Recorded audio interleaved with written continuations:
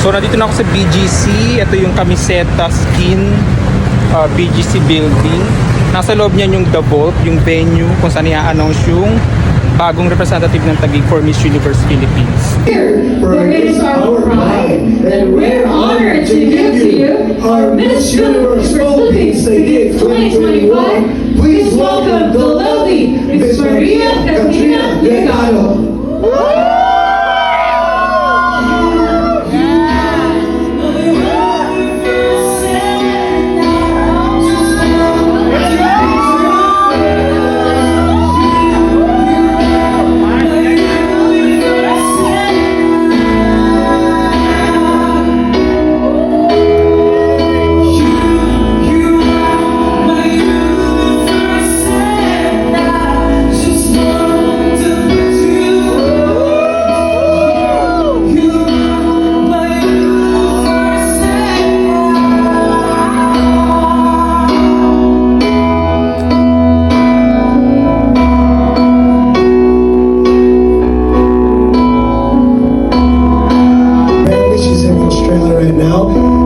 It's a two-time in a row for Nikki Sashing.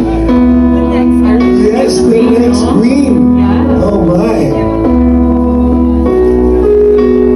And Nikki's looking lovely as ever. Oh. Yes. 1, 2. Oh my God, copyrighted.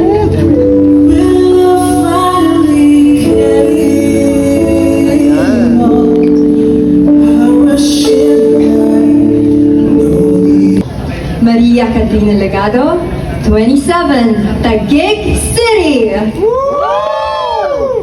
What made you decide to accept this opportunity? I think when I won Miss Universe Philippines 2022 second runner-up, that's the moment when I told myself that I will join again. Timing is just one thing for me. When will it happen? And I think for year 2025, I am now ready. I came prepared. As I mentioned earlier, I did holistically develop myself, not just because of pageantry, because I want to join again, but of course I want to feel whole as a person, and that's what I really focused right now. And when I told to myself that I'm ready already, that's when I messaged Sir Angel, my local director, that I want to join once again. And this is the biggest comeback, and I hope it would be the last, because I'll be winning the Miss Universe Philippines crown. How stronger are you now? Nabalitaan ko na ngayon, Puksaan 2025. So lalaban tayo sa Puksaan 2025. You're not holding back anymore. I'll give the performance that everyone wants. I came prepared my communication skills. Yun talaga yung pinocus ko for this year. No more holding back, no more comments about my communication skills, because I know I can. And with this mentality, I know that this will give me the goal, the peak that I want, which is the Miss Universe Philippines crown. I prepared 3 years. I surrounded myself with the best and right people that truly loves me and truly understands me. And now I'm showing my authentic self. And this is the power that I have for the Miss Universe Philippines. And I hope the people around here will also show who Katrina Legado truly is. So I hope you get that vibe from me, that positive attitude, and that's what I'm bringing for the Miss Universe Philippines stage. Can you tell the difference between Katrina Legado now and the Legado who competed in the MUPH few years back? I know it's not new to you guys that Katrina way back 2022 is someone who has a lot of doubts in herself. Someone is holding back. And right now, this is the person that I am right now. No more holding backs. Now I'm giving it my all. And I've got all bases covered, as what I mentioned earlier. I prepared over 3 years. And of course, aside from that, aside from what I'm doing in the pageant stage, on and off the pageant stage, I continuously develop myself. I added layers to really strengthen, not just because of pageantry, but to develop myself holistically. I build a brand powered by a community. I serve as a military reservist, which shows how much love I have for my country and my community. And lastly, I also hone my craft as a creative, as a model and a host. So you can see how multifaceted I am as a queen, and it is the power of a woman. So if you want something, if you want to achieve anything, it really has to come from your heart, and you have to have dedication, and that's what I'm showing right now in the universe. The power of women, that you can do anything, that you can achieve anything that you want in life. Okay, follow-up question.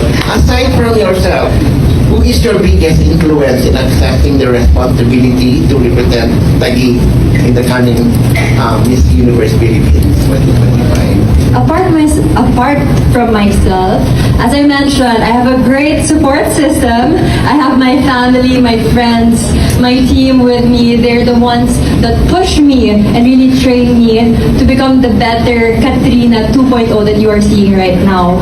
I think you saw me 2022. I became a meme. I know you guys know me for the 8 Mountains girl. But right now, that girl is still the same, but is ready to conquer the next mountain, which is the Miss Universe Philippines.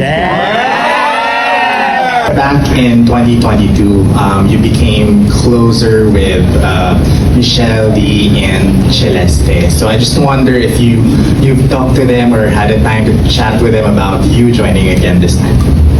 Of course, we have a group. Of course, you know that, the Trinity. And before I actually announced that I'd be joining, I contacted them, I messaged them, and I'm so happy. Full support between Michelle and Celeste, and I got tips also. So the friendship really lasted after pageantry. So I'm really thankful for that, and hopefully the Trinity will be completed. Hopefully this time the Miss Universe Philippines crown would be on the person in front of you. Anong masasabi mo yung mga beauty queens nakasuporta sa iyo sa next journey mo ngayon sa Miss Universe Philippines? Sobrang supportive ang lahat ng mga beauty queens that I've worked with. Of course, lahat din ng mga batchmates ko. And nakakataba ng puso dahil hindi mo alam kung gaano ito nakakatulong on how I really would conquer the stage. Because you really need to have that 101% support system. And I truly would love to see that day that this time, I've been cheering on my sisters, Michelle, Celeste. Hopefully, this would be the peak, the last time that I would be joining Miss Universe Philippines. What are your preparation at saka yung attack mo sa competition? Since ang daming mga grabing candidates din natin. Siyempre, hindi tayo magpapatalo. Puksaan kung puksaan. So, 100% the whole Taguig City is supporting me here. And the preparation-wise, I've been preparing training for my pasarela, for my Q&A, for everything. All being discovered, my styling. You would see a Latina Katrina Legado this time. Full out Katrina Legado. Latina version, Latina Slayer. So that's what you will have to find out, and I'm very excited to share everything that we've prepared. Best of luck, Kat. What is one aspect of the competition that you will put your heart into that you did from the last competition you really thought that it could have been you could have been the winner? Of course, it would be Q&A. I know a lot of people are throwing a lot of negativities about how I talk, about how I speak, and also a lot of people are iffy or on the fences because they labeled me as she doesn't have, or she don't know how to talk, or hindi naman niya nakakapag-Q&A. I think that's the thing that really instilled in me way back 2022. And actually, for a fact, that thing almost made me give up and almost didn't make me to want to join again. But of course, it's the power of showing up, and of course, you have to prepare and put a lot of effort and hard work in order to conquer these fears or conquer these noises that surrounds you.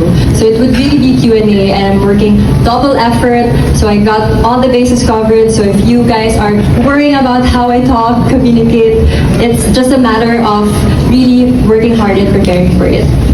Why should you be the next Miss Universe Philippines? I dedicated my life in a transformational journey. Over the past few years, on and off the pageant stage, I've been able to train, to develop, and truly enhance my skills as a person. And I think being able to have this opportunity once again, being able to have that power to share with the people the influence that I have, that this message, that the power of a woman could truly expand not just the universe, but all the dreams that we want to achieve in life. And again, that is my message that I want to tell to young women out there. And of course, this is my next goal, which is my next peak, which is the Miss Universe Philippines crown. Yes! Thank you! Maria Katrina Legado to share her sweet message for all of us. Again, thank you so much for the pageant media. Thank you so much for supporting me ever since I joined pageantry. I hope you guys saw me, how I grow, how I transformed into the queen that I truly hope to come. And I just want to thank my team. I would like to thank my family, my friends, for all the support that they gave me. And this wouldn't be possible without your support. And this would really be my fire, my guiding light into the competition, the Miss Universe Philippines competition. So again, thank you so much. I love you all. And I hope that you will continue supporting me in this journey. Alright, so thank you once again. So tapos na kami dito sa event sa The Vault BGC, mga pageant video. Say hi to my vlog!